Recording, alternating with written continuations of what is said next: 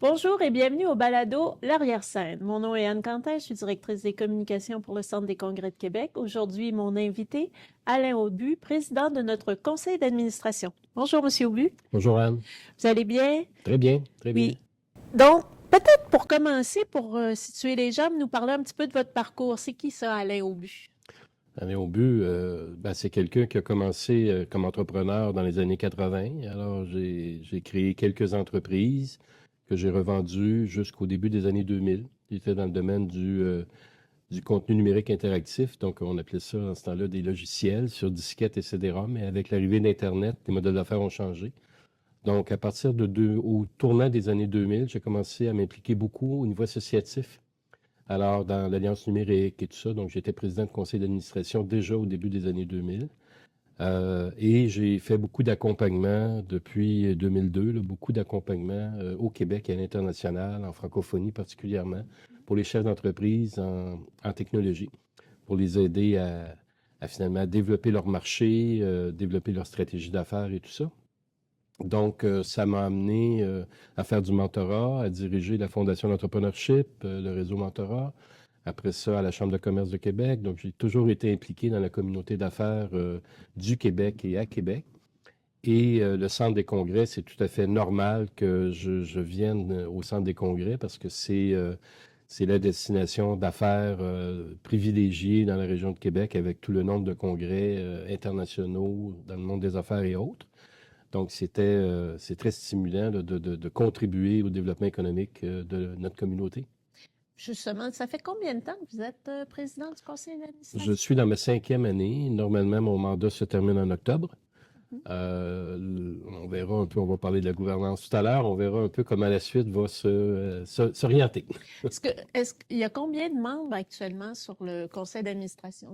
On est une douzaine de membres, plus évidemment les deux directions et la PDG.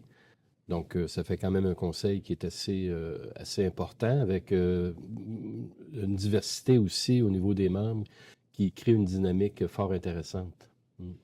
Qu'est-ce qu'il faut faire pour devenir membre d'un conseil d'administration ou du conseil d'administration du Centre des congrès? Bon, écoutez, c'est une très bonne question, puis souvent les gens ne sont pas conscients de l'impact que ça peut avoir. Le Centre des congrès est une société d'État. Donc, c'est une gouvernance qu'on appelle souvent à 3 têtes. Donc, il y a d'abord, évidemment, la ministre ou le ministère de qui on relève. Il y a les emplois supérieurs qui relèvent du conseil exécutif, donc du bureau du premier ministre. Et il y a, après ça, le conseil d'administration en tant que tel. Donc, les membres du conseil sont nommés par le conseil des ministres avec des recommandations provenant du ministère et aussi des emplois supérieurs. Donc, c'est un processus qui est quand même, c'est pas nous qui décidons, on veut remplacer un membre. Mais il faut que vous ayez soumis votre candidature ou il faut soumettre sa candidature ou si ça arrive comme ça? C'est une très bonne question. Du côté des administrateurs, on soumet les candidatures au cabinet, après aux emplois supérieurs, et là, il y a une approbation ou non par le Conseil des ministres. Dans le cas du président, c'est décidé davantage au niveau du ministère et des emplois supérieurs. Donc, il y a pas on ne peut pas soumettre une candidature comme président, peut-être directement via les emplois supérieurs, mais normalement, ça vient du politique, ça vient du cabinet du ministre. Puis, là, on sait comment on devient membre, mais est-ce qu'on sait à quoi ça sert un conseil d'administration dans une organisation comme la nôtre? Écoutez, moi, avec les années, je l'ai mentionné tout à l'heure, j'ai dû être administrateur dans au moins une vingtaine de conseils d'administration, 4 ou 5 fois comme président. C'est une dynamique qui, d'abord, conseil dit déjà ce que ça fait, donc ça apporte les conseils. Administration, on parle évidemment de tout l'aspect financier, économique et tout ça. Donc, on a des comités. On a un comité d'audit qui s'occupe principalement de tout ce qui est la vérification financière et évidemment la gestion des risques, donc tout ce qui est lié à l'aspect financier. On a un comité ressources humaines qui s'occupe principalement des évaluations à la fois de la PDG, mais aussi des membres du conseil et apporte aussi des recommandations sur les processus. Et un autre qui est un comité d'éthique et de gouvernance. Alors là, on a beaucoup à s'assurer finalement que l'éthique est respectée par les membres du conseil. C'est principalement pour les membres du conseil. Donc, éviter des conflits d'intérêts, apparence de conflits d'intérêts, etc. Et il y a un dernier comité qui est arrivé avec notre nouvelle PDG, qui est un comité stratégie revenu, qui est un comité très orienté sur l'avenir, alors que les trois autres sont surtout sur les actions concrètes là, du quotidien. Hein. Quand on parle de l'audit de la gouvernance ou bien des ressources humaines, c'est vraiment là, très terre à terre. Quotidien. Alors que le comité stratégique est orienté vers des visions de comment faire pour développer encore plus le centre en fonction des nouvelles opportunités, des nouvelles tendances. Et là-dessus, je dois dire qu'on est très bien alimenté par l'équipe, dont la tienne, Anne. Merci. On est vraiment très bien documenté sur plusieurs aspects. Et là, le conseil, la question était, qu'est-ce que fait le conseil? Ben, va donner va approuver ou va donner des recommandations, des suggestions pour finalement que ça soit entériné officiellement pour la suite des choses au centre. C'est bien. Merci pour. Je vais passer le compliment à mon équipe. Et aux autres aussi. Aux autres aussi, oui, effectivement.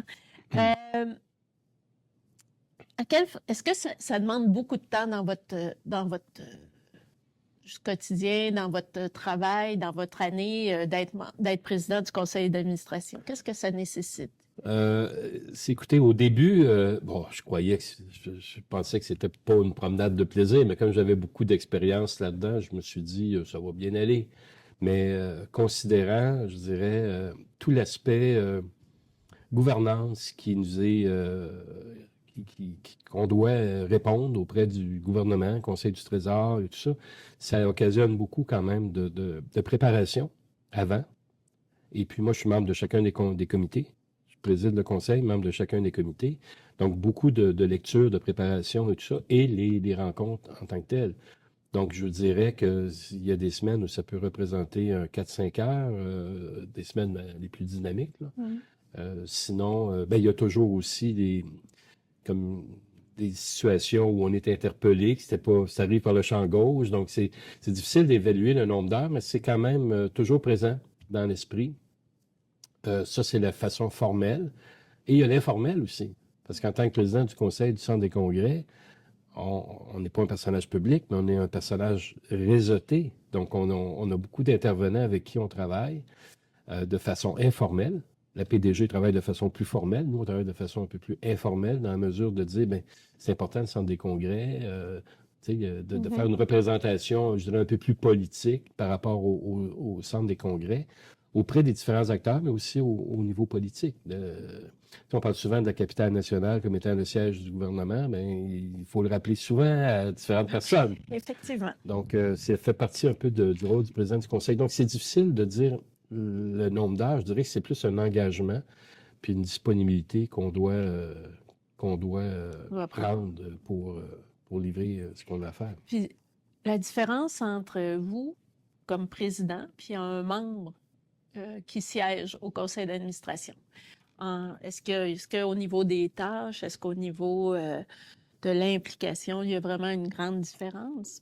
J'aime beaucoup la question parce que le président du conseil, c'est pas un individu qui est seul, il fait partie d'une équipe. Puis c'est l'équipe qui fait le travail. Le président, il fait rien, là. Ben, presque.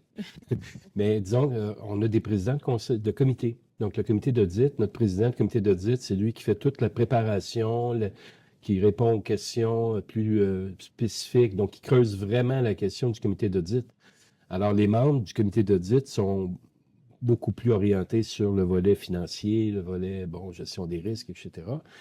La même chose du côté du comité de gouvernance, comme toute la grille d'évaluation des membres du conseil, de la PDG et tous les critères de sélection aussi, parce que on est régi selon des normes gouvernementales. Donc, l'équité, hommes-femmes, évidemment. Après ça, on a les secteurs d'activité. Alors, on ne peut pas tout être des avocats. Il faut qu'il y ait des gens dans différents domaines. Alors, je ne suis pas un avocat, là, je vous rassure. Je rassure. Puis, non, mais c'est important de voir qu'il y a quand même beaucoup de travail qui est fait dans les comités, parce que la question était à mon égard. Ce qui est fait dans les comités est fait et assumé par les présidents de comité. Alors, moi, je suis un administrateur comme les autres, mais les administrateurs de chacun des comités contribuent au comité puis aux recommandations et résolutions qui sont faites après au sein du conseil pour finalement réaliser des choses, là. Et c'est vous qui rendez compte de tous ces comités-là à la fin, qui prenez les recommandations puis qui en rendez C'est compte. chaque président qui rend compte de son OK. comité. Au conseil d'administration, on entérine les résolutions qui sont proposées par chacun des comités et les résolutions, après ça, prennent effet officiellement là, dans l'organisation. Comment vous vous sentez impliqué dans l'atteinte des résultats des équipes du centre? Comment pour l'équipe des ventes ou l'équipe de l'expérience client, vous vous sentez, vous vous impliquez pour les aider à se propulser? Encore une fois, une très bonne question, Anne, vous êtes bien préparée. Vous savez, la ligne, elle est très mince entre le volet opérationnel et le volet de la gouvernance d'un conseil.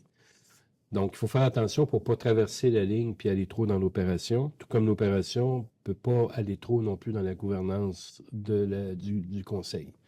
Donc, à ce niveau-là, je dois vous dire que un de mes rôles, sans être un policier, c'est être un régulateur de certains membres du conseil qui souhaitent aller un peu plus loin sur des questions plus opérationnelles. Alors, une fois qu'on a dit ça, d'abord, au conseil, on a la présence toujours de 2 directions, là, et une qui est secrétaire, qui est un employé également. Donc, on a quand même une présence qui est de directions concernées. Alors, c'est souvent par eux qu'on peut arriver à échanger et tout ça, mais à ne pas intervenir directement auprès des équipes. Et c'est là qu'on pose des questions pour comprendre, effectivement, quand vous me parlez de service client, par exemple, ou tout ce qui est le volet, là, pendant la pandémie, il y avait tout le volet là, de normes sanitaires, etc. Donc, il y avait quand même beaucoup de questions qui venaient au conseil, mais qui s'adressaient aux directions pour finalement comprendre ce qui se passe. Ce qui est important, je dis que la ligne est mince, mais c'est important d'être informé. Et de bien comprendre ce qui se passe sur le terrain. Parce que les administrateurs sont imputables encore plus qu'un employé. Parce qu'un employé peut dire « j'ai fait de mon mieux », mais l'administrateur, on le voit dans d'autres sociétés d'État, il y a des administrateurs qui, sans jeu de mots, qui passent au cash là, présentement. Là. Effectivement. Donc, il faut que l'administrateur soit au courant du fonctionnement, des enjeux, des risques. Et à ce niveau-là, on a une transparence qui vient beaucoup de la direction. Puis c'est pour ça qu'on a un conseil qui fonctionne très bien aussi.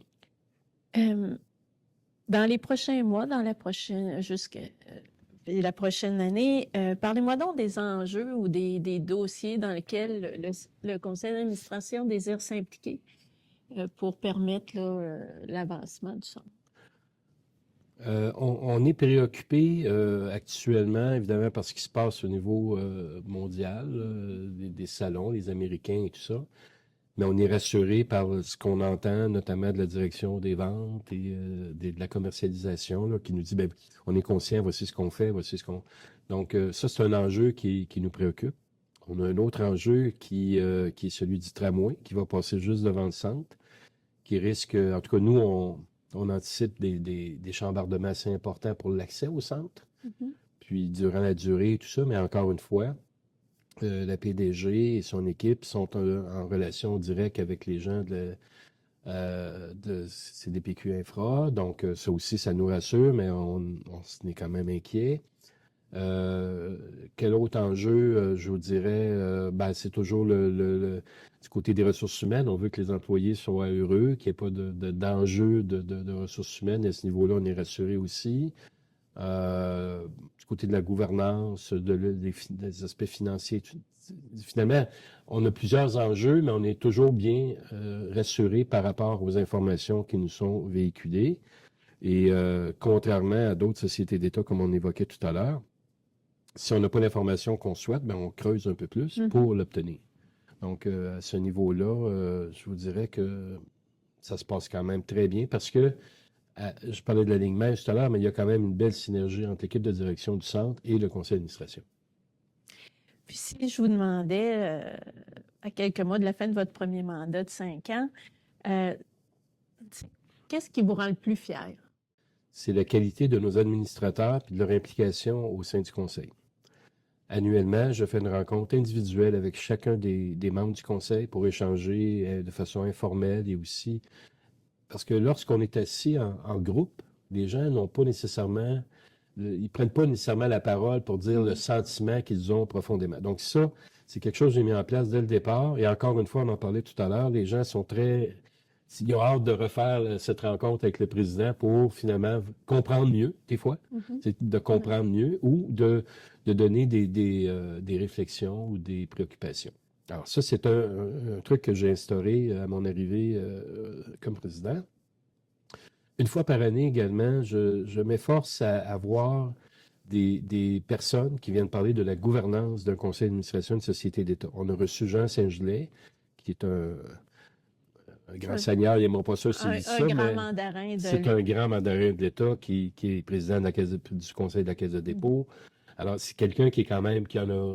Et il vient nous présenter effectivement comment lui voit la gouvernance d'un conseil d'administration d'une société d'État. Donc, une fois par année, on a eu Lynn Bouchard aussi du Collège d'administrateurs. Une fois par année, j'essaie d'avoir une personne, Mme Proulx est venue aussi récemment, donc une personne qui vient nous interpeller sur principalement la gouvernance, mais aussi le fonctionnement du conseil d'administration dans le cadre d'une société d'État. Alors ça, les membres aussi apprécient beaucoup ça. Donc ça, c'est deux choses. On parle juste du conseil, là. Oui. Mais toutes les autres choses, évidemment, on parlait d'impact et de représentation et tout ça, là. Donc, c'est aussi de faciliter la venue de congrès, comme les rendez-vous d'affaires de la francophonie, par exemple. Alors, Qui ont gagné un prix. ils l'ont gagné? Ils étaient en nomination. Au Cercle des ambassadeurs. Ils ont gagné un prix. Voilà. Donc, ça, c'est le genre de trucs concrets qui viennent... et encore une fois, c'est juste des suggestions, puis de profiter aussi des réseaux et d'utiliser le président et les membres du conseil à bon escient au niveau de l'organisation. On va garder ça en note. On va continuer de vous utiliser pour aller chercher des événements. Ben, c'est pas mon objectif premier. Non, mais si ça peut aider. Mais c'est dans le cadre, il peut y avoir un événement dans lequel je peux être utile pour transférer, etc. Donc ça peut être... les connaissances, par les contacts.